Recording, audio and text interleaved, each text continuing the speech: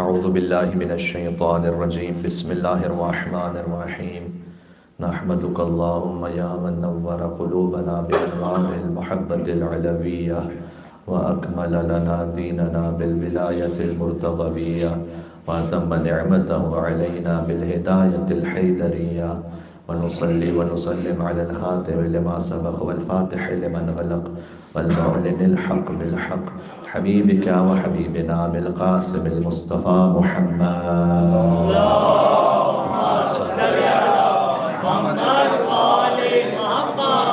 وعلى آله الطيبين الطاهرين المعصومين المظلومين سيما بقية الله في الأرضين الذين أذهب الله عنهم الرجس وطهرهم تطهيرا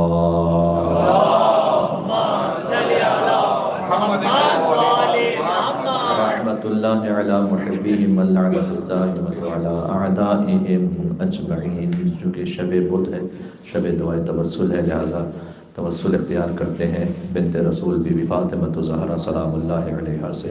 بسم اللہ الرحمن الرحیم یا فاطمة الزہرا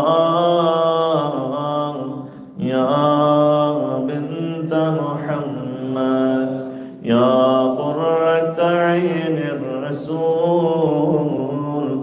یا سیدتنا ومولاتنا انا توجہنا واستشفعنا وتوسلنا بك إلى الله وقدمناك بين يدي حاجاتنا يا وجيهة عند الله اشفعي لنا عند الله يا وجيهة عند الله اشفعي لنا عند الله نعرہ الصلوات اللهم صل على محمد اما بعد فقد قال الله الحكيم في كتابه المجيد بسم الله الرحمن الرحيم يريدون ليطفئوا نور الله بأفواههم والله متم نوره ولو كره الكافرون نعرہ الصلوات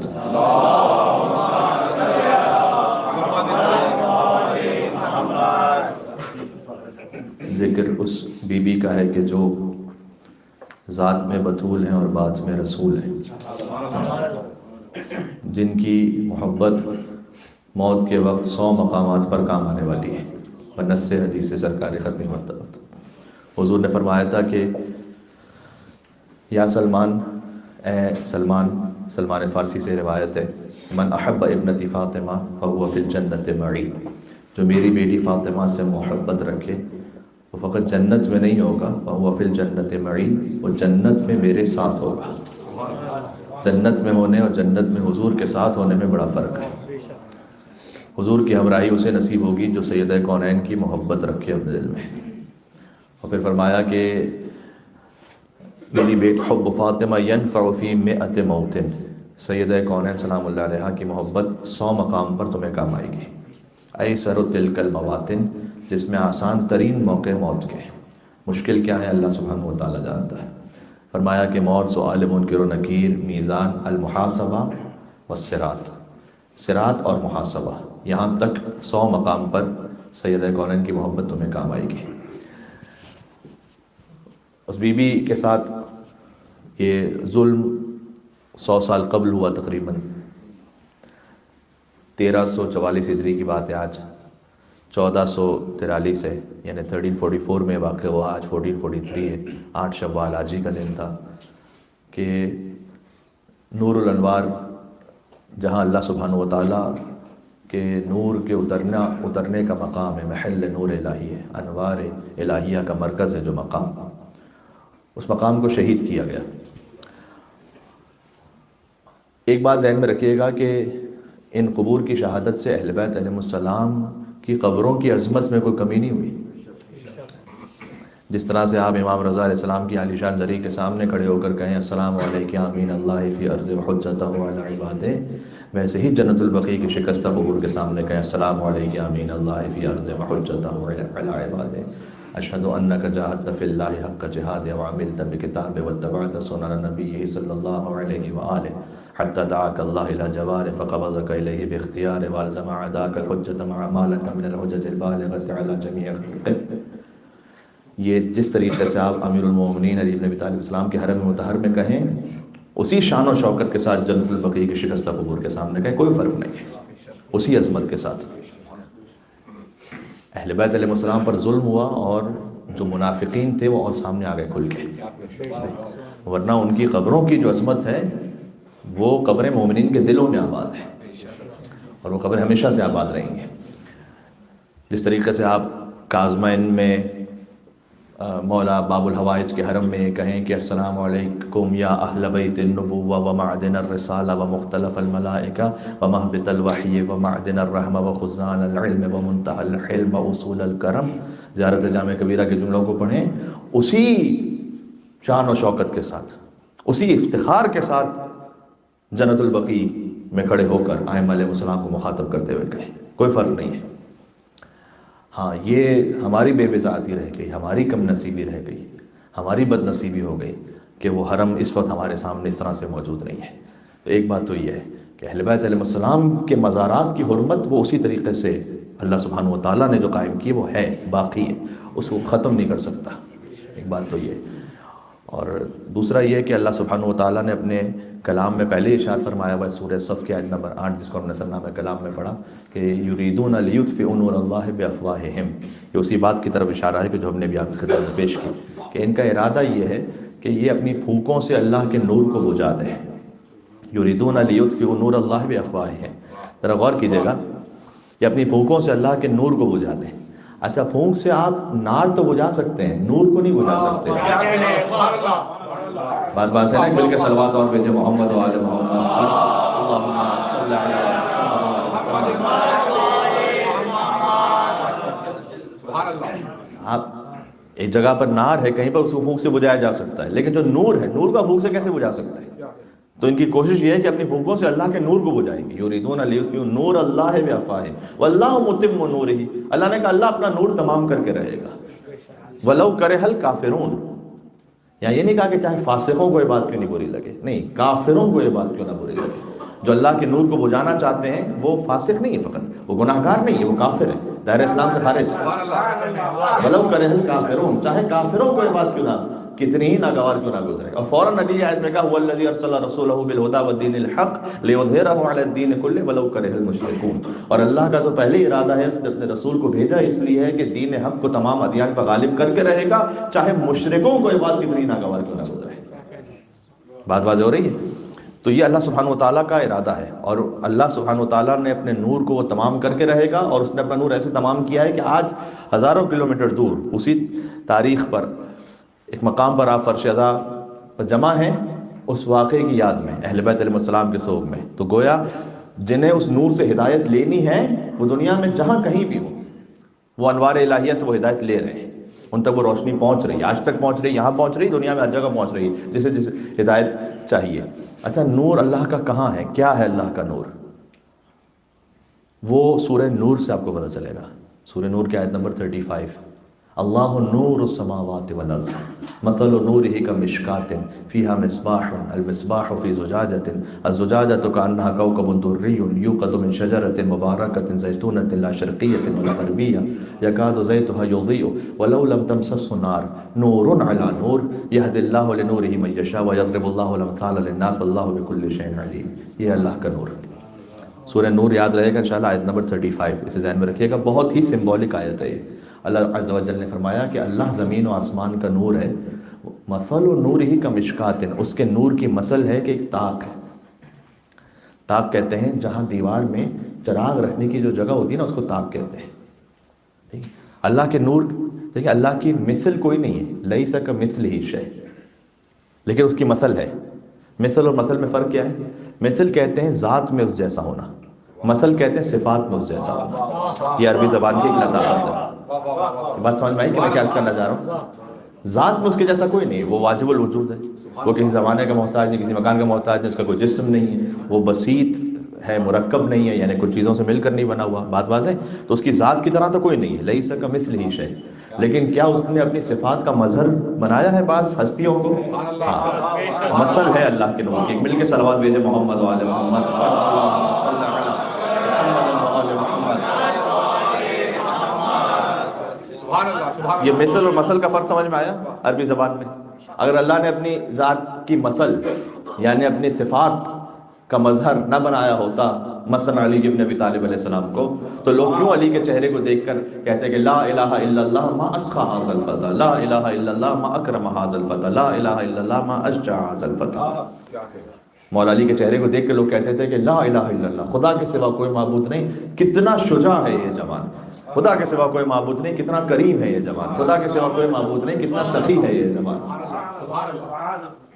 اب دیکھیں سارے انبیاء کیوں آئے تھے؟ تاکہ لا الہ الا اللہ کہلوائے لوگوں سے، تو وہ کام جو انبیاء کی محنتوں سے حاصل ہوا وہ علی ابن ابی طالب کے چہرے سے حاصل ہوا۔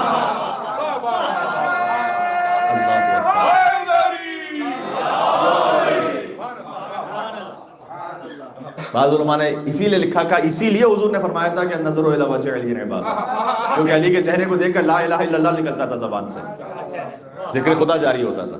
بات واضح ہو رہی ہے؟ تو اللہ سبحانہ و تعالیٰ نے اپنے صفات کا مظہر بنایا کچھ ہستیوں کو کہ آپ انہیں دیکھ کر اللہ کو یاد کرتے ہیں۔ مثل نور ہی کمشکات، اس آیت کو ذرا غور کر لیجئے گا، مثل نور ہی کمشکات، اللہ کے نور کی مثل ہے ایک مشکات، یعنی ایک طاق، چراغ رکھنے کی جگہ، اللہ کے نور کی مثل یہ، اس میں مثل نور ہی کمشکات فیہا مصباح، اس طاق میں ایک چراغ بھی رکھا ہوا ہے، المصباح فی زجاجۃ، لیکن وہ چراغ ویسے ہی نہیں رکھا ہوا، وہ چراغ ایک فانوس میں۔ اتنی اردو تو سمجھتے ہیں نا انشاءاللہ آپ سے، ٹھیک ہے؟ فانوس کو آج لیٹسٹ ٹرانسلیشن انگلش میں شینڈیلیئر آپ کہہ سکتے ہیں، اس میں چراغ رکھا ہوا ہے، کانہا کوکب دری، اور وہ چراغ ایسا روشن ہے جیسے کوکب دری، یوقد من شجرۃ مبارکۃ، اور وہ چراغ روشن ہے ایک شجرہ مبارکہ سے، زیتونتن، وہ شجرہ مبارکہ جو دائمی ہے، کبھی ختم نہیں ہوگا، وہ ہمیشہ رہنے والا ہے، لا شرقیۃ ولا غربیہ، وہ شجرہ مبارکہ نہ مشرقی ہے نہ مغربی ہے بلکہ صراط مستقیم پر ہے، یکاد زیتھا یضیء، اور یہ ہمیشہ اپنی روشنی دیتا رہے گا، ولو لم تمسس نار، چاہے تم انہیں روشن نہ بھی ہونے دو، اس لیے کہ نور علی نور، ایک نور کے اوپر دوسرا نور آتا رہے گا۔ ابھی میں حدیث پڑھتا ہوں آپ کی خدمت میں، نور علی نور یہد اللہ لنورہ من یشاء، اور اللہ جسے چاہتا ہے اپنے نور کی ہدایت کر دیتا ہے۔ سورہ صف کی آیت کیا تھی؟ یہ چاہتے ہیں کہ اللہ کے نور کو اپنی پھوکوں سے بجھا دے، جبکہ اللہ اپنا نور تمام کر کے رہے گا۔ وَيَضْرِبُ اللَّهُ الْأَمْثَالَ لِلنَّاسِ، اللہ تو انسانوں کے لیے ایسی مثالیں بیان کرتا ہے، وَاللَّهُ بِكُلِّ شَيْءٍ عَلِيمٌ، اس لیے کہ اللہ ہر چیز سے آگاہ ہے۔ سبحان اللہ، یہ مثال آپ کے ذہن میں رہ جائے گی؟ اچھا، اب یہ بڑی ہی، میں نے عرض کیا نا، سمبولک ایک آیت ہے ایسی کہ جس میں مشکات کا مطلب کیا ہے، وہ طاق کیا ہے، اس طاق میں کون سا چراغ ہے، چراغ کس فانوس میں ہے، وہ کوکب دری کیا ہے، شجرہ مبارکہ کون سا ہے جو نہ مشرقی ہے نہ مغربی ہے، اس کا مطلب کیا ہے، نور نور کا مطلب کیا ہے۔ تو صالح بن صالح ہمدانی کے ذہن میں ایسے ہی کچھ سوالات آئے اور وہ پہنچے صادق آل محمد امام جعفر صادق علیہ السلام کی خدمت میں، اللہم صل علی محمد وعلی محمد۔ انہوں نے مولا سے پوچھا کہ مولا اس آیت کا مطلب کیا ہے؟ مولا نے کہا کہ المشکات ہی فاطمہ، کہ جو آیت اس مجلس میں آج ہم نے تلاوت کی اس کا مقصد یہ ہے، قبر سیدہ سلام اللہ علیہ پر گفتگو ہو رہی ہے نا، جو محل نور الہی ہے، ذرا غور کیجئے گا، فرمایا جہاں وہ طاق، جہاں نور الہی اللہ سبحانہ و تعالیٰ نے رکھا ہے، وہ ہے صدیقہ کبریٰ سلام اللہ علیہ۔ اللہ اکبر، دیکھیں کتنی لطیف تعبیر ہے، ابھی خود بی بی کو چراغ نہیں کہا گیا، چراغ رکھنے کی جگہ ہے فاطمہ، جہاں اللہ نے امامت کا چراغ رکھا ہے، رسالت کا چراغ جس کے گھر میں ہے۔ یہ ترجمہ ہے ہم فاطمہ تو و ابوہا و بعلہا و بنوہا کا، یہ فاطمہ ہے اور وہ فاطمہ کے بابا ہیں، وہ فاطمہ کے شوہر ہیں، وہ فاطمہ کے بچے ہیں۔ اللہم صل علی محمد و علی محمد۔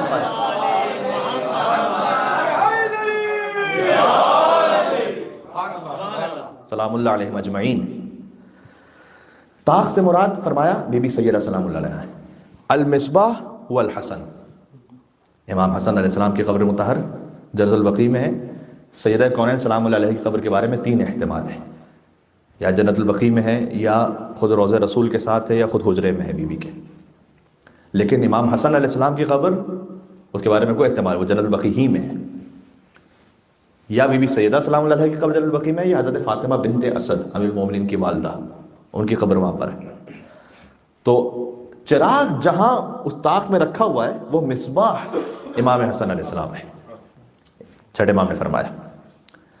اچھا، المصباح فی زجاجۃ، وہ جو چراغ ہے وہ ایک فانوس میں ہے. فرمایا الزجاجہ والحسین. دیکھیں چراغ کی جو روشنی ہوتی ہے نا وہ فانوس سے آگے بڑھتی ہے. یعنی جو چراغ حسنی ہے نا اس کی روشنی فانوس حسینی سے آگے بڑھے گی. اس لیے کہ امام حسین علیہ السلام کا ذکر پنجتن میں سب سے زیادہ ہے. غور کیجئے گا تو تمام پنجتن کا جو ذکر ہے وہ امام حسین علیہ السلام کے ذکر سے اور آگے بڑھتا ہے. اس لیے کہ اشرہ امام حسین علیہ السلام میں تمام پنجتن کا ذکر ہو جاتا ہے. تو وہ جو فانوس ہے جس سے روشنی پھیل رہی ہے نور الہیہ کی، وہ امام حسین علیہ السلام ہے. کانہا کوکب الدری، کہ ایسا روشن ہے کہ جیسے ایک روشن ترین ستارہ ہو. فرمایا یہ بیت زہرا کی بات ہو رہی ہے. امام صادق علیہ السلام نے فرمایا یوقد من شجرۃ مبارکۃ، یہ چراغ روشن ہے شجرہ مبارکہ سے. زیتونۃ لا شرقیۃ ولا غربیہ، نہ مشرقی ہے نہ مغربی ہے. امام نے فرمایا لا یہودیۃ ولا نصرانیہ، یعنی یہ شجرہ مبارکہ نہ یہودیت کی طرف ہے نہ نصرانیت کی طرف ہے. اہدنا الصراط المستقیم، صراط مستقیم ہے علی بن ابی طالب علیہ السلام اور اولاد علی بن ابی طالب علیہ السلام. نہ ایسٹرن سائڈ پر ہے نہ ویسٹرن سائڈ پر ہے، اللہ سبحانہ و تعالیٰ کے راستے پر. لا شرقیۃ ولا غربیہ، یکاد زیتھا یضیء، بہت توجہ رکھیے گا، یہ ہمیشہ اپنی روشنی دیتا رہے گا. ولو لم تمسس نار، چاہے تو میں نے خلافت نہ بھی دو. تو امام نے فرمایا یکاد العلم ینفجر بہا، اس چراغ سے ہمیشہ تمہیں علم ملتا رہے گا، چاہے تو میں نے کرسی خلافت نہ بھی دو، خلافت غصب بھی کر لو، تب بھی اپنا علم تمہیں دیتے رہیں گے، منع نہیں کریں گے اپنے علم سے. کیا مولا علی علیہ السلام کے پاس نہیں آتے تھے پوچھنے کے لیے بار بار؟ جبھی تو کہتے تھے کہ اگر علی نہ ہوتے تو میں ہلاک ہو جاتا. کیوں کہتے تھے؟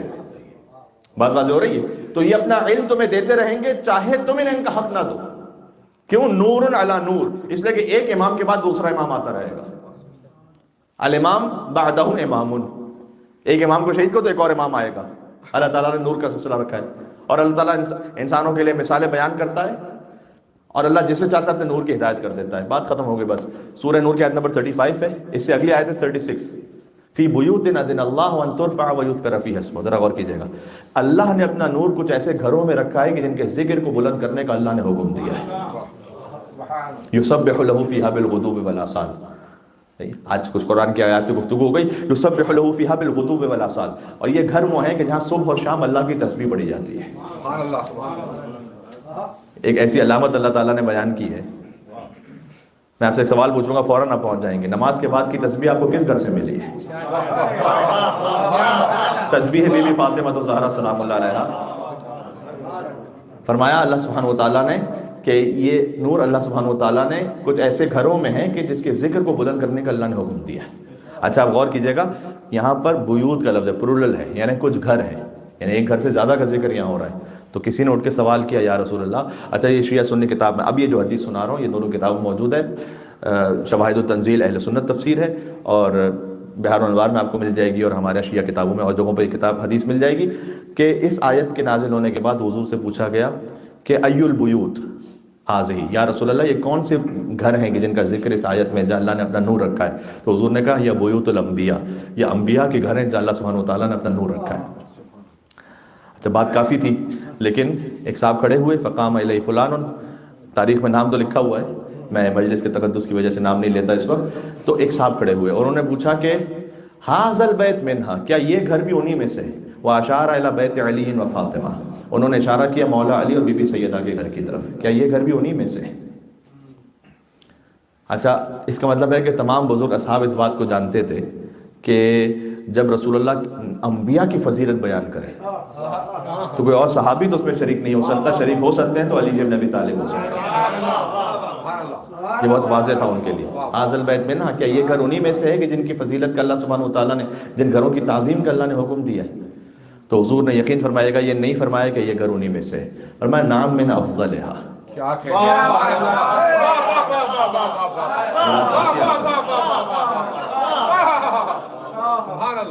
حضور نے فرمایا، یہ نہیں کہا کہ یہ گھر انہی میں سے ہے، نام من افضلھا، کہ تمام انبیاء میں افضل ترین گھر ہی علی بن ابی طالب علیہ السلام. جا اللہ تعالیٰ نے مل کے صلوات بھیجیں محمد و آل محمد.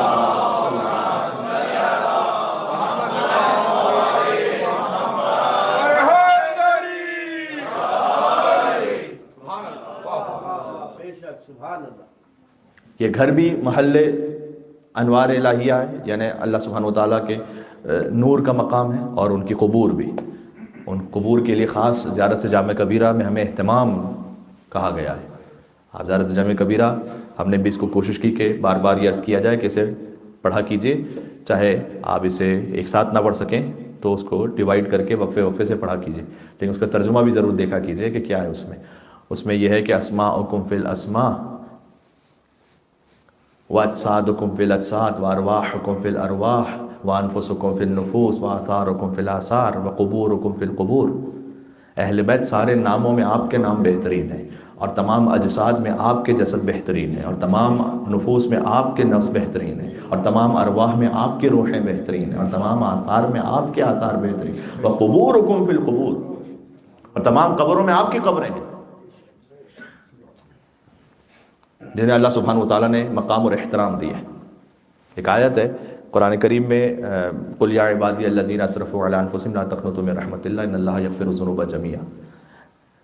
اے رسول آپ گناہ گاروں سے کہہ دیں جنہوں نے اپنے نفسوں پر ظلم کیا ہے کہ اللہ کی رحمت سے کبھی مایوس نہ ہو. ان اللہ یغفر الذنوب جميعا، اللہ ان کے گناہوں کو معاف کرے گا. کتنے گناہ معاف کرے گا اللہ تعالیٰ؟ 1 2 10 15 20 100 50.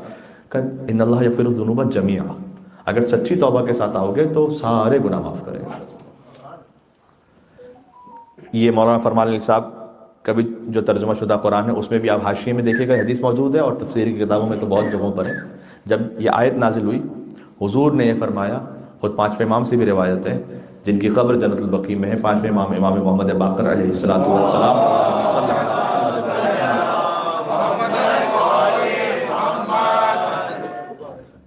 امام سے پوچھا گیا کہ قرآن میں امید دلانے والی آیت سب سے زیادہ امید دلانے والی آیت کون سی ہے؟ امام نے کہا یہ آیت ہے جس آیت کو پڑھ کر سب سے زیادہ امید آ جاتی ہے گناہگار کے دل میں. کیوں؟ سب سے پہلے تو اللہ تعالیٰ نے گناہگاروں کے لیے کہا اے رسول آپ ان سے بات کیجئے. قل، یعنی گناہگار سے خود رسول اللہ بات کر رہے ہیں. قل آپ کہیے ان سے تاکہ ان کے دل کو تسکین ملے، سہارا ملے. رسول اللہ جب خود گفتگو کر رہے ہیں قل یا عبادی الذی، اے میرے بندوں، یعنی تم نے گناہ بھی کیے ہیں لیکن میری بندگی سے باہر نہیں نکلے، تم میرے ہی بندے ہو. آپ کا کسی سے اختلاف ہو جائے، آپ اسے اپنے الفاظ کے ذریعے سے دکھلانا چاہیں اور ثابت کرنا چاہیں یا بتلانا چاہیں کہ دیکھو ہمارا معاملہ اختلاف تو ہو گیا لیکن ہمارا تعلق باقی ہے، تو آپ مثال طور پر کہتے ہیں بھائی کا لفظ استعمال ہے، بھائی سب ٹھیک ہیں، آپ خیریت سے ہیں. اس طرح سے کوئی آپ ایسا لفظ استعمال کرتے ہیں جس سے اظہار کرنا چاہتے ہیں کہ ہمارے اختلاف کے بعد تعلق ابھی تک باقی ہے. اللہ تعالیٰ نے کہا کہ تم نے جب گناہ کیا، اپنے نفسوں پر ظلم کیا ہے، تو ایسا نہیں کہ تمہارا مجھ سے تعلق ختم ہو گیا. عبادی، تم ہے میرے ہی بندے، تم سب میرے بندے ہو. عبادی الذین اسرفوا علی انفسہم، اپنے نفسوں پر جنہوں نے ظلم کیا وہ ہیں میرے ہی بندے. لا تقنطوا من رحمت اللہ، اللہ کی رحمت سے مایوس نہ ہونا. تسلی دی پہلے، ان اللہ یغفر الذنوب جميعا، اللہ تمہارے گناہوں کو معاف کرے گا. جمیعا پھر کا سارے گناہوں کو معاف کرے گا، یعنی اس میں اتنی زیادہ امید دلائی اللہ سبحانہ وتعالیٰ نے. اچھا یہ واقعہ حضرت موسیٰ علیہ السلام کے حوالے سے بھی لکھا ہوا ہے تاریخ میں، اور حضرت سرکار ختم مرتبہ کے حوالے سے بھی لکھا ہوا ہے. ہو سکتا ہے 2 مرتبہ یہ واقعہ پیش آیا ہو. یہ آیت آج کی مجلس میں کیوں پڑھی ہے میں نے؟ اس لیے کہ جب یہ آیت نازل ہوئی تو حتیٰ شیطان کے دل میں بھی امید آئی کہ کیا میری بھی مغفرت ہو سکتی ہے، شاید میں بھی بخشا جاؤں. تو وہ آیا حضور مکرم کے پاس اور اس نے آ کے کہا کہ کیا کوئی گنجائش ہے کہ میری بھی بخشش ہو سکے، کوئی طریقہ ہے؟ تو آپ جانتے ہیں حضور تو اپنی مرضی سے کلام ہی نہیں کرتے تھے، وہ تو وحی پروردگار کا انتظار کرتے تھے. تو وحی پروردگار نازل ہوئی کہ محمد ان سے کہہ دو، شیطان سے یہ کہہ دیجئے آپ کہ ہم نے حکم دیا تھا آدم علیہ السلام کو سجدہ کریں. اب آدم علیہ السلام تو ہے نہیں دنیا میں، اب جائے قبر آدم پر، اس لیے پڑھا تھا آج اس حدیث کو میں نے. اب جائے قبر آدم پر اور وہاں سجدہ کر لیں. اچھا وہ بھی جو سجدہ تھا وہ آدم علیہ السلام کو نہیں تھا، سجدہ آدم کی طرف تھا. آدم علیہ السلام کو قبلہ بنایا تھا اللہ سے، سجدہ تو اللہ ہی کا ہے.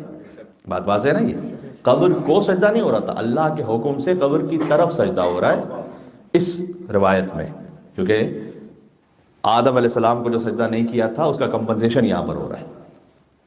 لوگ یہ کہتے ہیں کہ وہاں جا کے قبر پرستی ہوتی ہے، یا اب تو ماشاءاللہ سوشل میڈیا کی وجہ سے جہاں کچھ شر اور خرافات پھیلی وہاں پر کچھ حقیقتیں بھی سامنے آ گئی کہ کوئی شیعہ قبر کو نہیں پرستش کرتا، سب اللہ سبحانہ و تعالیٰ ہی کی عبادت کرتے ہیں، وہاں جاتے ہیں زیارت کے لیے، بلکہ ہر زیارت کے بعد مستحب ہے 2 رکعت نماز زیارت۔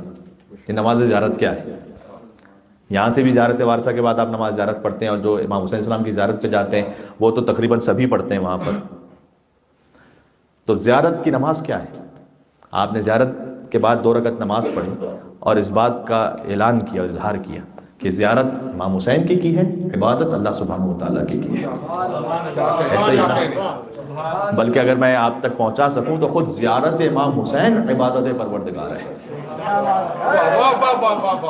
بات واضح ہوئی؟ زیارت امام حسین اسلام عبادت پروردگار ہے، اللہ کے حکم سے یہ کام ہو رہا ہے۔ اللہ نے یا وجیہا عند اللہ اشفع لنا عند اللہ کی عملی تفسیر ہے وہ زیارت، کیا ہے وہ جو خدا کی بارگاہ میں عزت اور آبرو رکھتے ہیں، آپ شفاعت فرمائیے اللہ سبحانہ و تعالیٰ کی بارگاہ میں ہماری، یہ کیا ہے؟ بات واضح ہو رہی ہے؟ یعنی امام حسین کی زیارت امام حسین کی عبادت نہیں ہے، امام حسین کی زیارت اللہ سبحانہ و تعالیٰ کی عبادت ہے۔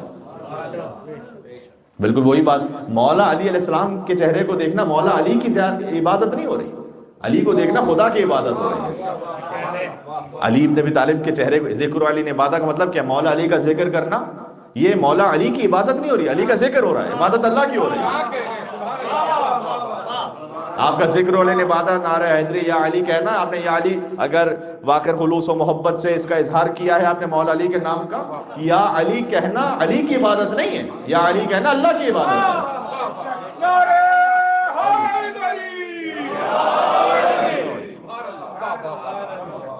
یہ اللہ کے حکم سے یہ کام ہو رہا ہے، اگر اللہ کے حکم سے نہ ہو تو پھر تو عبادت ہی نہ ہو۔ پھر بات واضح ہو رہی ہے؟ تو جب 2 رکعت نماز ہم پڑھتے ہیں نماز زیارت، تو نماز زیارت کے بعد کی دعا کیا ہے؟ اللہم انی صلیت و رکعت و سجدت لک، یہی دعا ہے نا، پروردگار میں نے نماز پڑھی اور رکوع کیا اور سجدہ کیا تیرے لیے، لأن الصلاۃ والرکوع والسجود لا یکون الا لک، اس لیے کہ نماز اور رکوع اور سجدہ تیرے علاوہ کسی کو ہو نہیں سکتا۔ تو اس سے بڑا توحید کا پیغام کیا ہوگا؟ سبحان اللہ، کیا کہنے، یہ کون سی قبر پرستی ہو گئی؟ یہ تو خدا پرستی ہو رہی ہے۔ امام حسین السلام کی زیارت پہ جب آپ جا رہے ہیں، کسی بھی معصوم کی زیارت پہ جا رہے ہیں، تو زیارت پڑھنے کے بعد 2 رکعت نماز پڑھ رہے ہیں، اس بات کو سمجھا رہے ہیں کہ زیارت امام کی ہے، عبادت خدا کی ہے۔ پھر کہتے ہیں اللہم وہاتان رکعتان ہدیۃ منی الی مولاي الحسین، پروردگار یہ جو 2 رکعتیں میں نے پڑھی ہیں یہ میرے مولا امام حسین علیہ السلام کی خدمت میں ہدیہ کر رہا ہوں میں۔ سبحان اللہ۔ ہدیہ جو ہے وہ خدا کو ہدیہ عبادت نہیں کی جاتی، خدا کی تو عبادت کی جاتی ہے، ہدیہ تو بندے کو پیش کیا جاتا ہے۔ امام علیہ السلام بندہ خاص ہے خدا بندے متعال ہے۔ بات واضح ہو رہی ہے؟ تو اللہ تعالیٰ نے کہا کہ اسے حکم دیجئے کہ جائے اور قبر آدم پر، وہ جو آدم کو سجدہ نہیں کہتا اس کی قضا کرے۔ اور بعض کتابوں میں یوں ہے کہ وہ، یا بعض جگہوں پہ یہ بیان کیا جاتا ہے کہ وہ جانے لگا اور ایک بڑے صاحب اسے ملے اور انہوں نے کہا کہ تمہیں شرم و حیا نہیں آ رہی کہ آدم کو تو سجدہ نہیں کیا تھا، قبر آدم پہ جا کے جھکو گے؟ اب جو شیطان کو بھی شرم و حیا دلا دے وہ کتنے بڑے صاحب ہوں گے، کیا لیول ہوگا ان کا۔ تو وہ پلٹ گیا، نہیں کیا اتنا سجدہ۔ پھر ایگو آڑے آ گئی، انا۔ کبھی کبھی ایک انا جو ہے انسان کو ہمیشہ کے لیے جہنم کے راستے پہ لے جاتی ہے۔ بات واضح ہے؟ یہ جو انا پرستی ہے نا، اسی لیے اس کی اتنی مذمت کی گئی ہے۔ اس کا مطلب کیا ہوا کہ بات واضح ہے، یعنی اولیاء خدا کی قبور پر جا کر توبہ کرنا، حضرت آدم علیہ السلام ولی اللہ ہے، خلیفۃ اللہ ہے، اولیاء خدا کی قبور پہ جا کر توبہ کرنا اپنے گناہوں کی، یہ سنت الہیہ ہے۔ سبحان اللہ، کیا کہنے، جنت البقیع کے حوالے سے سمجھ میں آ رہی بات میں کیا عرض کرنا چاہتا ہوں؟ اولیاء خدا کی قبور پر جا کر اپنے گناہوں کی مغفرت طلب کرنا یہ سنت الہیہ ہے، اور ولی اللہ کی قبر پر نہ جانا اور تکبر کا اظہار کرنا یہ سنت شیطان تو ہو سکتی ہے، کسی مسلمان کی سنت نہیں ہو سکتی۔ بات واضح ہو گئی؟ تو اللہ سبحانہ وتعالیٰ نے حکم دیا، اسی خاطر یہ 2 الگ الگ چیزیں ہیں، انشاءاللہ پھر اس کو بیان کریں گے، شاید آج سے 2 یا 3 سال قبل کی ہم پنجاب سوسائٹی آف وکٹوریا کی مجلس جو انہدام جنت البقیع کے بارے میں تھی، اس میں اس موضوع کو تفصیل سے ہم پڑھ چکے ہیں، لہٰذا اس کو میں یہاں کوئی تفصیل میں نہیں جانا چاہتا. فقط یہ کہ دو باتوں کو وہابیت نے مکس کرنے کی کوشش کی اور گمراہ کرنے کی کوشش کی. ایک یہ کہ عبادت اور ایک ہے تعظیم، دونوں میں فرق ہے. کیا کہنے سبحان اللہ سبحان اللہ واہ واہ واہ واہ واہ سبحان اللہ. کیا رہ کہنے جائے گی بات. واہ واہ واہ عبادت اللہ کی ہے، تعظیم شاعر اللہ کی ہے. سبحان اللہ. کیا کہنے دونوں میں فرق ہے. تعظیم کو آپ عبادت نہ کہیے، عبادت اور چیز ہے، تعظیم اور چیز ہے. سبحان اللہ. عبادت ہے کسی کی بندگی کرنا، واہ وہ اللہ سبحانہ و تعالیٰ کی. تعظیم ہے شاعر اللہ کی، کیا کہنے وہ جو خود اللہ کا حکم ہے. سورہ حج میں اللہ کا حکم ہے. 4 مرتبہ قرآن میں شاعر اللہ کا لفظ استعمال ہوا، 4 مرتبہ. سورہ بقرہ میں، سورہ مائدہ میں اور سورہ حج میں 2 مرتبہ، آیت نمبر 32 36. سورہ بقرہ میں فرمایا، اچھا میں اس کو تھوڑا سا قرآن کی ترتیب کے اعتبار سے آپ کے سامنے، اس لیے کہ میں سورہ بقرہ میں مصداق بیان کیا گیا ہے، سورہ مائدہ میں حکم بیان کیا گیا ہے، سورہ حج میں ایک اور مصداق بیان کیا گیا ہے. تو میں سورہ مائدہ سے شروع کرتا ہوں تاکہ بات واضح ہو آپ کے لیے. سورہ مائدہ میں فرمایا، یا ایھا الذین آمنوا، اے ایمان والو، لا تحلوا شعائر اللہ والشہر الحرام. دیکھو خبردار شاعر اللہ کی حرمت کو پامال نہ کرنا. لا تحلوا شعائر اللہ، شاعر اللہ کی حرمت میں کمی نہ کرنا. شاعر اللہ کسے کہتے ہیں؟ شعائر ہے شعیرہ کی جمع. رمضان میں قرآن کی تفسیر کے حوالے سے کچھ مباحث ہو رہی تھی تو ہم بسا اوقات تفسیر کے حوالے سے ایک لفظ کی ڈیپتھ میں جاتے تھے. شاعر ہے شعیرہ کی جمع. شعیرہ کا مطلب ہوتا ہے علامت. شاعر اللہ، اللہ کی علامتیں، کیا کہنے یعنی جنہیں دیکھ کر اللہ یاد آ جائے، وہ ہے شاعر اللہ. بہت سادہ، جسے دیکھ کر اللہ یاد آ جائے. تو پروردگار کو مثال تو دے کہ ان الصفا والمروہ من شعائر اللہ. دیکھو صفا اور مروہ شاعر اللہ میں سے ہیں. من شاعر اللہ یا من بڑا بہت ڈیسائزو ہے. من کا مطلب تبعیضی ہے، یعنی اللہ سبحانہ و تعالیٰ کہہ رہا ہے کہ میں کچھ تمہیں مثال دے رہا ہوں، سب نہیں. یہ من تبعیضیہ اسے وہ کہتے ہیں، یعنی بہت ساری مثالوں میں سے کچھ. ان صفا والمروہ من شاعر اللہ، صفا اور مروہ شاعر اللہ میں سے ہیں. پروردگار صفا اور مروہ تو خالی پہاڑیاں ہیں، جو خالی پہاڑی ہیں، خالی پتھر ہیں وہاں پر، یہ کیا شاعر اللہ میں سے؟ تو اللہ تعالیٰ نے سمجھایا ہے کہ دیکھو میں نے تمہیں پتھروں کی مثال دے دی تاکہ آگے خود سمجھتے جاؤ. کیا کہنے اس کی میں مثال دوں آپ کو قرآن میں. لا تقل لہما اف، والدین کے لیے کہا کہ اف نہ کہو انہیں. قرآن میں ہے یا نہیں؟ تو پروردگار کی اف کا لفظ کیوں استعمال کیا؟ امام نے کہا اگر اف سے بھی کم لفظ ہوتا تو اللہ تعالیٰ وہاں استعمال کرتا. یعنی میں کہہ رہا ہوں اف نہ کہو. اب نعوذ باللہ کو یہاں پہ یہ کہہ سکتا ہے، فقط سمجھانے کا مثال دے رہا ہوں کہ ہم ڈانٹ تو سکتے ہیں کیونکہ اف کا منع کیا گیا. اسے کہتے ہیں کہ جب اف منع کر دیا گیا تو بطریق اولا اس سے اوپر ہر چیز منع ہے. جب پتھر شاعر اللہ میں سے جنہیں دیکھ کر اللہ یاد آ جائے، تو جس ذوالجلال کو دیکھ کر امام حسین یاد آئے، امام حسین کو دیکھ کر خدا یاد آئے. ذریعہ امام حسین السلام کو دیکھ کر خدا یاد آئے. گنبد اب عبداللہ علیہ السلام کو دیکھ کر خدا یاد آئے. مسجد نبوی میں گنبد خضرا کو دیکھ کر حضور کی یاد آئے، حضور کی یاد سے خدا کی یاد آئے. بات واضح ہو رہی ہے؟ جب پتھر شاعر اللہ میں سے ہیں تو وہ حجت خدا، وہ شاعر اللہ میں سے نہیں ہے کیا؟ اچھا اللہ تعالیٰ نے پتھر کی ایک مثال دی، پھر جانور کی مثال دی. جانور کی مثال اللہ تعالیٰ نے، اس میں نے ذوالجلال کا جو استعمال کیا، جانور کی مثال اللہ تعالیٰ نے دی. دیکھیں میں نے وہی بات، اللہ تعالیٰ نے جہاں تعظیم کے لیے جہاں تک بات ہے، اس تعظیم کو رکھے اس شبیہیت. اب اگر کوئی سجدہ کرنے لگے، کوئی اور کام کرنے لگے، تو پھر وہ شرعاً اس لیے جائز نہیں ہوگا کہ اللہ تعالیٰ نے پھر روک دیا اس کو. تو جہاں اللہ تعالیٰ نے جو حدود بیان کی اس حدود تک رہی ہے. کیا کہنے سبحان اللہ. بات واضح ہو رہی ہے؟ جو حد اللہ نے بیان کی اسے پیچھے نہ رہے، اس سے آگے نہ جائیں. جو پیچھے رہ جانے والا ہے وہ مقصر ہے، آگے بڑھ جانے والا خالی ہے. حد میں رہنے والا علی ابن ابی طالب کا شیعہ ہے.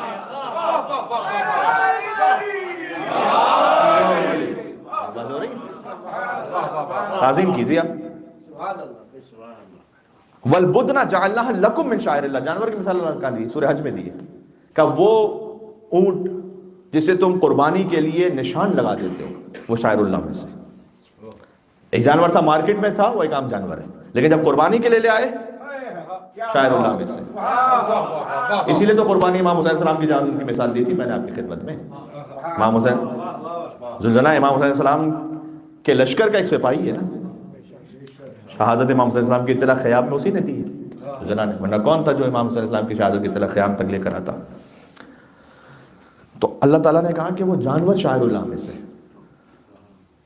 صفا اور مروہ کی پہاڑیاں کیوں شاعر اللہ میں سے؟ اس لیے کہ ایک خاتون حضرت حاجرہ سلام اللہ علیہا ایک نبی خدا کی جان کو بچانے کے لیے دوڑی، حجت خدا کی جان کو بچانے کے لیے، چونکہ خاتون نے وہاں سعی کی تھی، 7 مرتبہ چکر لگائے، لہٰذا وہ پہاڑ، وہ مقام شاعر اللہ ہے جس نے اپنا سب کچھ قربان کیا اللہ سبحانہ و تعالیٰ کی راہ میں، اس کا خانوادہ شاعر اللہ نہیں ہے کیا؟ سوال ہے۔ اچھا، جب شاعر اللہ کے لیے پہلے اللہ نے کہا کہ دیکھو شاعر اللہ کی حرمت کو پامال نہ کرو، اچھا کوئی حرمت کو پامال نہ کرے لیکن احترام بھی نہ کرے، اللہ نے کہا نہیں، سورہ حج میں کہا وَمَن يُعَظِّمْ شَعَائِرَ اللَّهِ فَإِنَّهَا مِن تَقْوَى الْقُلُوبِ، کہ اگر شاعر اللہ کی تعظیم کرو گے تو یہ دلوں کے تقوی کی علامت ہے۔ کتنی خوبصورت آیت ہے، بات پہنچ رہی ہے، یہ دلوں کے تقوی کی علامت ہے۔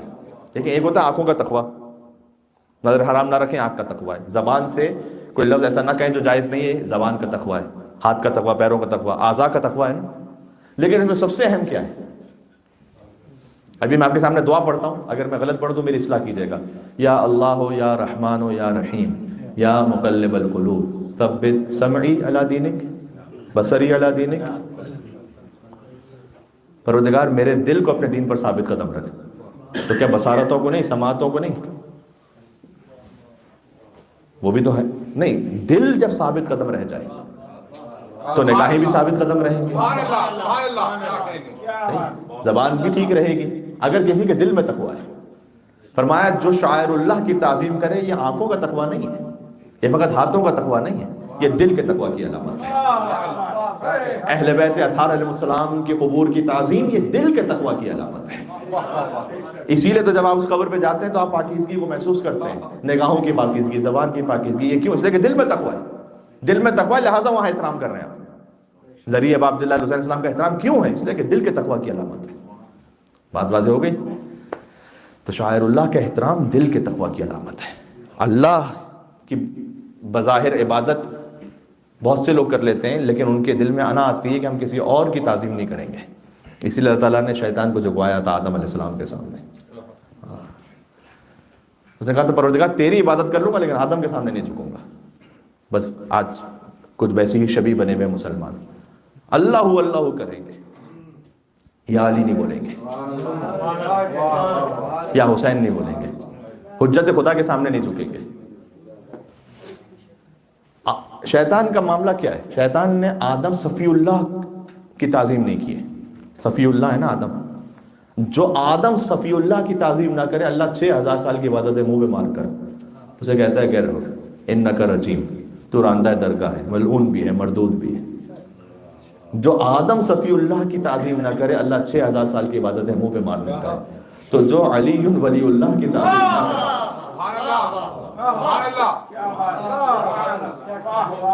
اس لیے حضور نے کہا تھا کہ اللہ کسی کو عمر نوح بھی دے دے اور ساری زندگی بھی عبادت کرتا ہے، اسی لیے کہا تھا علی کی محبت نہ رکھتا ہو تو منہ کے بل جہنم جائے گا۔ بات واضح ہو گئی؟ بات یہ ہے شاعر اللہ کی تعظیم۔ قبور ائمہ علیہ السلام کو مسمار کرنے والے انہوں نے شاعر اللہ کی اہانت کی ہے۔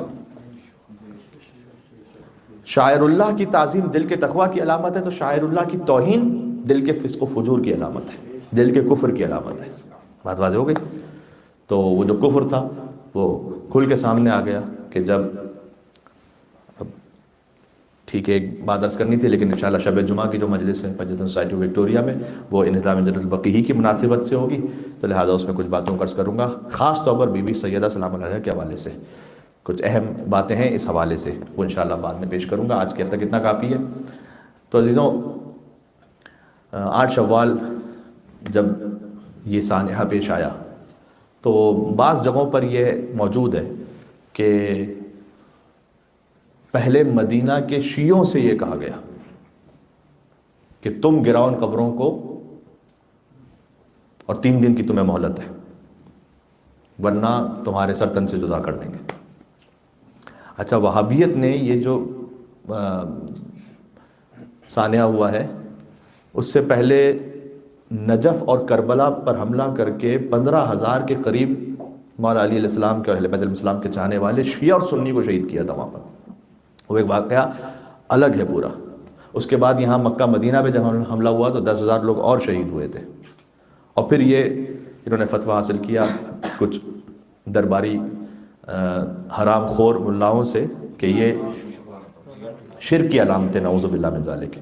اگر آپ ان کی کتابوں میں دیکھیں تو آپ کو حتیٰ گنبد خضرا کے بارے میں بھی واضح طور پر ملے گا کہ گنبد خضرا جو ہے وہ مجبوری میں قائم ہے، اور لفظ میں نے خود دیکھا، یہ لفظ انشاءاللہ کہ انشاءاللہ جیسے ہی موقع ملے گا ہم اسے ڈھا دیں گے، یہ لفظ میں نے خود دیکھا ہے، اور ہم یہ کام جلد کریں گے۔ بن باز ان کا ایک مفتی گزرا ہے، اس نے اپنے ایک ویب سائٹ پر ایک سوال کے جواب میں لکھا کہ میں 30 سال مسجد نبوی میں آ کر نماز پڑھتا رہا ہوں، اور الحمدللہ کہہ کے لکھ رہا ہے آگے کہ میں 30 سال قبر رسول کے سامنے سے جب گزرا تو الحمدللہ میں نے کبھی درود و سلام نہیں پڑھا وہاں پر۔ یعنی یہ کہ شرک و کفر کی علامت سمجھتے ہیں، نعوذ باللہ من ذالک۔ جو شاعر اللہ کی تعظیم نہ کرے، اللہ نے کیا کہا؟ یہ دل کے فسق و فجور کی علامت ہے، کفر کی علامت ہے۔ جنت البقیع کے مصائب میں اتنا ہی عرض کروں کہ مجلس جہاں کہیں بھی ہوتی ہے صاحب خانہ کی کوشش ہوتی ہے، بہرحال آج جناب علی اصغر صاحب کی جانب سے مجلس زیادہ وہ شریک نہیں ہو پائے، اور خود اللہ سبحانہ و تعالیٰ نے جناب اکبر موسی صاحب کو سعادت نصیب فرما دی کہ بیوی کا ذکر ان کے مقام پر ان کے گھر پہ یہاں برپا ہو رہا ہے، تو اللہ جہاں جہاں کہیں کسی کے لیے ڈیوٹی لکھ دیتا ہے وہاں پر وہ ذکر ہو جاتا ہے ماشاءاللہ سے، سبحان اللہ۔ تو ہر صاحب خانہ، ہر اہتمام کرنے والا، اس کی کوشش یہ ہوتی ہے کہ ہم مجلس کے لیے روشنی کا انتظام کریں، عزادار آئیں، اطمینان سے بیٹھیں۔ تو اس وقت آپ سوچیے گا اسی وقت رات کی تاریکی جب ہو تو قبر فاطمہ زہرا پہ کیسی تاریکی ہے، ہائے ہائے ہائے۔ قبر امام حسن مجتبیٰ علیہ السلام، قبر بیمار امام سید الساجدین زین العابدین علیہ السلام، قبر امام محمد باقر علیہ السلام، قبر امام ابو عبداللہ جعفر بن محمد صادق علیہ السلام۔ ائمہ علیہ السلام کی قبور کی طرف پھر بھی توجہ جاتی ہے، لیکن میں ایک اور قبر کی طرف توجہ دلاؤں آپ کی، قبر مادر ابو الفضل عباس بیوی ام البنین سلام اللہ علیہ۔ بیوی ام البنین کی قبر بھی جنت البقیع ہی میں ہے۔ اس بندہ حقیر کو یہ سعادت عطا ہوئی کہ اس قبر پہ جا کر کچھ آنسو بہائیں، کچھ گریہ کریں۔ اب تو ظالموں نے وہ راستہ ہی بند کر دیا ہے، اس قبر کی طرف جانے ہی نہیں دیتے۔ پہلے یہ تھا کہ آپ جنت البقیع جائیے۔ اچھا، جنت البقیع میں جیسے مدینہ میں پہنچے نا تو اللہ جانے جب رات کو پہنچتے ہیں تو ایک ایسی عجیب سی کیفیت دل پہ طاری ہوتی ہے کہ ایک طرف آپ دیکھیں تو اتنی روشنی ہے، دوسری طرف بالکل اندھیرا ہے، اور آپ پوچھیں کہ یہاں اندھیرا ہے کیوں ہے، یہاں پر کس کی قبر ہے، یہاں پر کون ہے، یہاں پر تو کہیں گے رسول کی بیٹی ہے، یہاں پر رسول کا نواسا ہے، یہاں پر رسول کی اولاد ہے، یہاں پر۔ پھر جب موقع نصیب ہو جائے تو آپ جائیے جنت البقیع سے سیڑھیوں سے اوپر چڑھ کے، تو وہاں بڑا سا تالا لگا ہوتا ہے دروازے پر، جیسے بند ہے، آپ ایک قیدی کی طرح وہاں باہر پہلے کھڑے رہیں، انتظار کرتے رہیں۔ اس کے بعد جب وہ تالا کھولیں اور آپ اندر جائیے تو آپ دیکھیں کہ وہاں پر پہلے سے وہ ظالم شرطے موجود ہیں جو ایک حد سے زیادہ نہیں آپ کو آگے آنے دیں گے، آنسو آئیں گے تو وہاں سے ہٹا دیں گے، کتاب کھولیں گے تو ہٹا دیں گے، آپ زیارت پڑھنا چاہیں گے، کوئی مصائب پڑھنا چاہیں گے تو وہاں سے حسین کی ماں کی قبر جو منسوب ہے وہاں پر آپ کو ذکر امام حسین کی ماں کی قبر پر بیٹے کا نام لینا وہاں آپ لیں گے، وہاں آپ کو وہاں سے ہٹا دیں گے۔ تو اہل بیت کے چاہنے والے پہلے یہ کرتے تھے کہ اپنے دل کی جو تسلی ہوتی تھی اور ایک دل کا گریہ ہوتا تھا، وہ عباس علیہ السلام کی ماں کی قبر پر جا کر کچھ گریہ کر لیتے تھے کہ وہاں توجہ کم جاتی تھی ان کی۔ اب تو ظالموں نے وہ بھی راستہ روک دیا، تو وہاں پر بھی نہیں جا سکتے۔ تو میں عرض کروں کہ جنت البقیع میں امام حسن کا لاشا جنازہ جب چلا، کتنے مظلوم امام حسن علیہ السلام، ہائے ہائے ہائے، نانا کے پہلو میں دفن ہونے کی اجازت بھی نہ مل سکی۔ لوگ ہم سے کہتے ہیں کہ فلاں اور فلاں رسول اللہ کے ساتھ مدفون ہے۔ ارے تم نے اجازت کہاں دی ہے نواسوں کو کہ وہ نواسے نانا کے پہلو میں آ سکیں؟ بیٹی کی قبر کا پتہ نہیں ہے کہ فاطمہ الزہرا سلام اللہ علیہا کی اصل قبر کہاں پر ہے؟ اہل بیت علیہ السلام کو اجازت کہاں دی گئی؟ ظاہری طور پر ان ظالم بادشاہوں کی طرف سے اور ظالم سماج کی طرف سے کہ وہ آ سکیں اور رسول اللہ کے پہلو میں انہیں جس کا حق تھا، جس بیٹی کا، جس نواسے کا۔ اللہ اکبر۔ تو امام حسن علیہ السلام کا جنازہ جب قبر رسول کی طرف چلا نا تو وہاں پر ایک مشہور شخصیت تاریخ کی، وہ اپنی خچر پر تھی اور اس نے کچھ لوگوں کو ساتھ لے کر حسن کے جنازے پر تیر برسانا شروع کیا۔ تو امام حسن علیہ السلام کا جنازہ واپس آیا، بڑا مظلوم جنازہ امام حسن علیہ السلام کا۔ آپ نے یہاں پر امیروں کے جنازے بھی دیکھے ہیں، غریب کا جنازہ بھی دیکھا ہے، لیکن کتنی ہی غربت ہو جائے کبھی جنازہ قبرستان جاتے ہوئے گھر کی طرف واپس نہیں آتا کہ دفن ہونے کی اجازت نہیں مل رہی تو چلو گھر واپس چلتے ہیں۔ یہ حسن مسموم اور مظلوم کا جنازہ تھا کہ جب واپس آیا، اگر میں زبان حال پڑھ سکوں تو یہ یقیناً بی بی زینب سلام اللہ علیہ نے پوچھا ہوگا، بھیا حسین میں نے تو سفید کفن دیا تھا، یہ سرخ کیسے ہو گیا؟ امام حسین نے کہا بہن جنازے سے تیروں کو نکالنے اس لیے کہ امت نے تیر برسائے ہیں۔ کتنی مظلوم ہے بی بی زینب سلام اللہ علیہ، ایک بھائی کے جنازے پر تیر دے کے مدینہ میں، کاش ایک اور بھائی کا جنازہ وہ اطمینان سے دفن ہونے کی اجازت مل جاتی، لیکن حسین کا جنازہ تو تیروں پر معلق۔ اگر میں بی بی سے دستے تک جوڑ کے پوچھوں کہ اے بی بی آپ نے حسن علیہ السلام کے جنازے سے تیر نکالے مدینہ میں، حسین کے جنازے سے تیر کیوں نہ نکالے؟ رونے والوں بی بی کیوں جواب دیں گی؟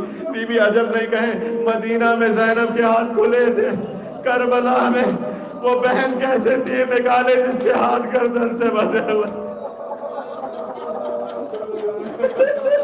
اجرکم علی اللہ، خدا کسی غم میں نہ رلائے سے کو۔ آج جنت البقیع کی ویران قبروں کا ماتم ہے جنہیں توڑ دیا گیا، شکستہ قبریں ہیں۔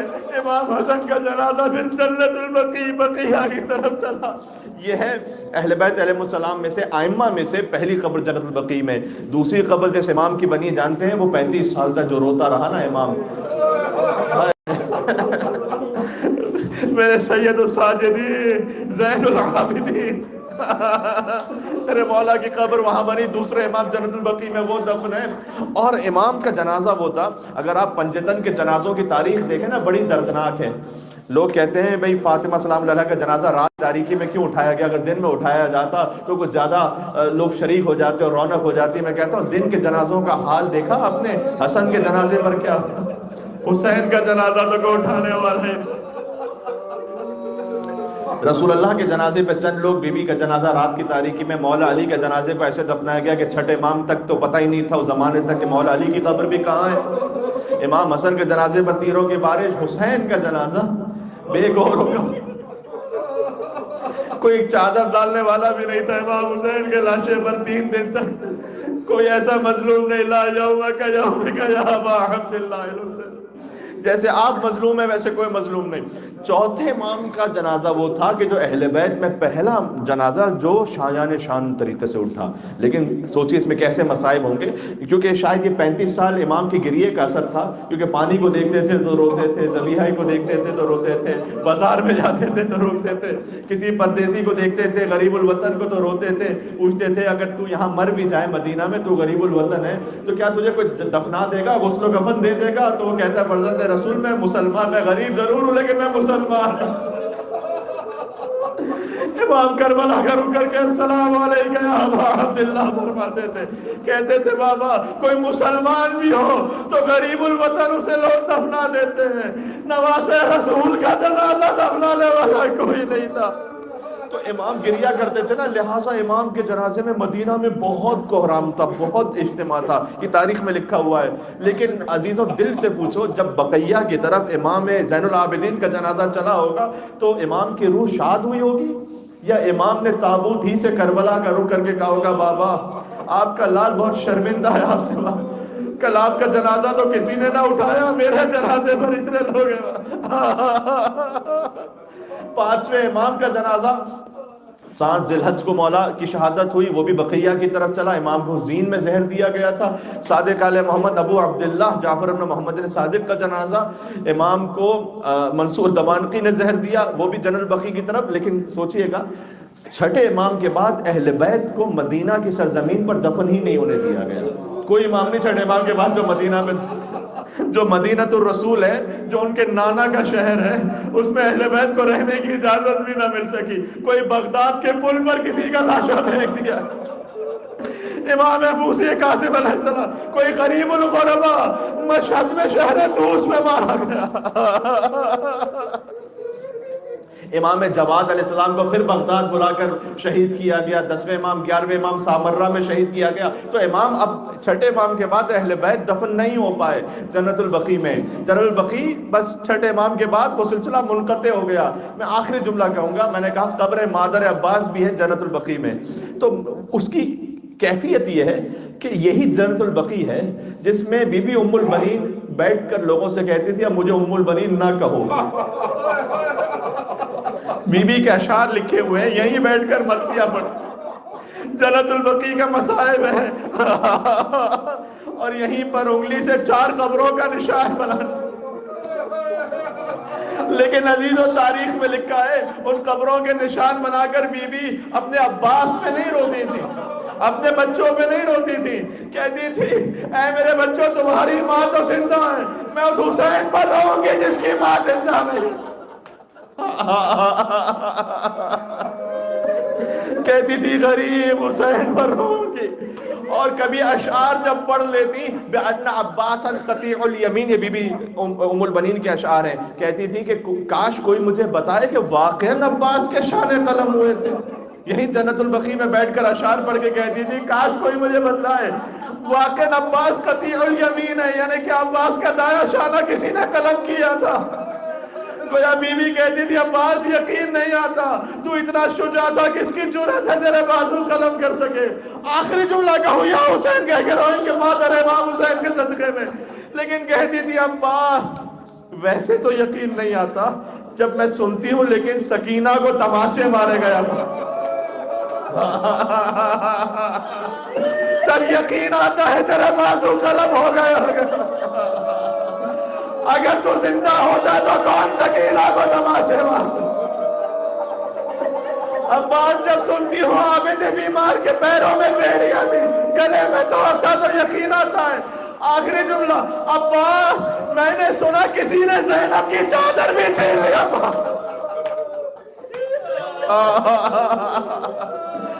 عباس چادر زینب سے یقین آ گیا، تیرے ہاتھ کٹ گئے.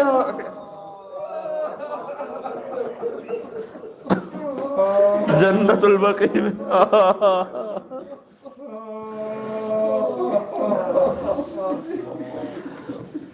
وَسَيَعْلَمُ الَّذِينَ ظَلَمُوا قَالَ مُحَمَّدٌ أَيَّامٌ قَلَمِ يَنْغَلِمُوا. السلام علی الحسین وعلی علی ابن الحسین وعلی اولاد الحسین وعلی اصحاب الحسین.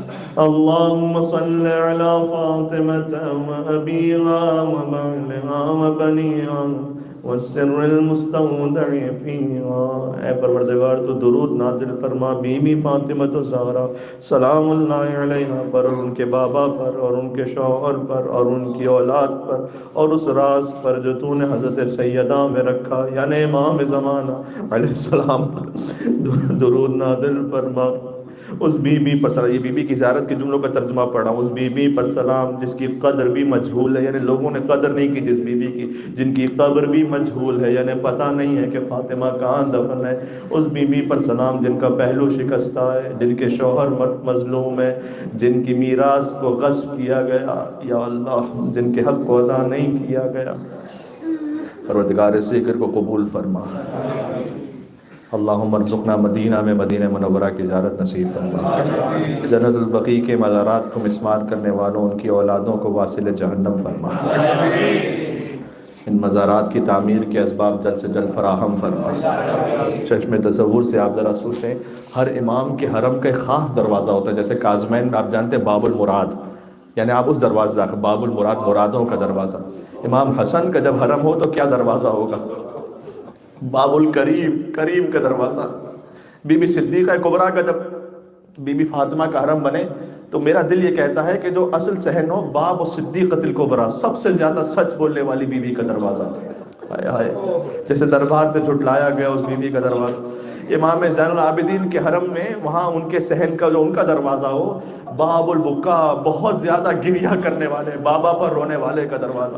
پروردگار جنت البقیع کے حرم کی تعمیر کے اسباب جلد سے جلد فراہم فرما. اس مقصد سے امام زمانہ علیہ السلام کے ظہور میں تعجیل فرما. ہمیں جنت البقیع میں وہ عالیشان مزار و گنبد اور وہاں زیارت حضرت حجت عجل اللہ تعالیٰ فرج و شریف کے زمانے ظہور میں ان کی اقتداء میں کرنا نصیب فرما.